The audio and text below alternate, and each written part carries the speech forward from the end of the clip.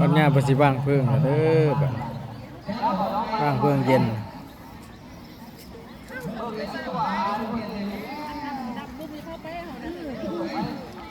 ข้าวเพิ่งไปได้เด็กนะเอาข้าวเพิ่ง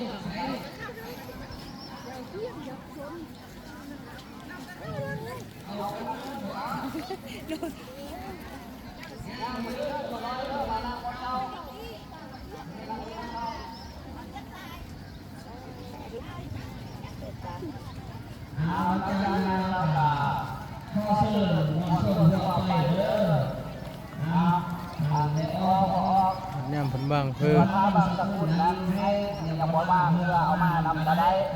เอามานำก็ได้เราจะอ่านรายชื่อนี้เราจะวางลงไม้ทั่วไปเราก็จะอ่านรายชื่อแล้วก็จะมีคนในครูบาอาจารย์ที่พิจารณาพระบางสกุลจนเขาได้เราก็ต้องเพิ่มที่เลยเด้อ ง่ายใช่ไหมง่ายใช่ ก็โน่นนั่นน่ะน้ำมันออกจากสะพานขอนอนเปิดเลยหมายแพทย์มายันนำคณิตศาสตร์เราที่ประพันธ์น้ำยาสัตว์ท่าในงานทะเลก็เอาให้วิทยาศาสตร์เข้ามาร่วมงาน บอกต้นอย่าดมด้วยว่าได้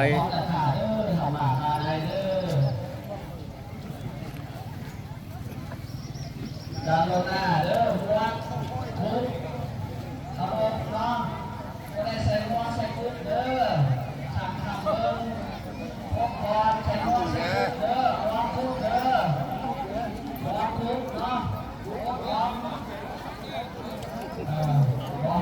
เป็นหัวอะไร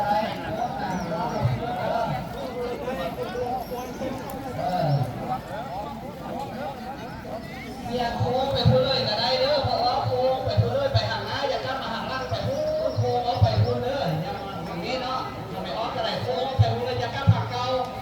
ไปห่างหน้าเลยเพราะโค้งไปพูดโค้งไปห่างคนอย่ากลับคือห่างหน้ามันจะซับซ้อน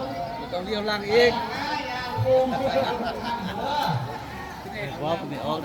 ต้องเลี้ยวล่างได้บางเด้อรอหาคนเด้อ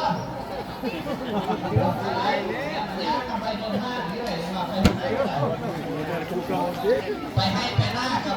รถกามีรถก็เจอนะกันเลยจงรถเกิดกันเลยทิ้งไปเด้รถออกให้เปลือกได้นอกไปหน้ากันเลยเนาะป้าก็ได้ไปเดินทางเลยเนาะเอาอาจารย์อาจารย์ว่าแล้วมันไปทางหน้าเลยเด้ออย่าเข้าผับมาเลยไปเลยเพราะว่าหลังจากเราจะได้จะพาพระบางสกุลแล้วก็จะได้ประชุมเพิ่มเลยเด้อให้เข้าใจนะพ่อแม่ครูบาอาจารย์เดี๋ยวเนาะพอจะประชุมเพิ่มเดี๋ยวจะได้นิมนต์พ่อแม่ครูบาอาจารย์ก็มาสู้ให้ธรรมติกาอาจารย์ตุ้ยเนี่ยทางนึงเนาะในเวลาเพื่อประชุมเพิ่มนะ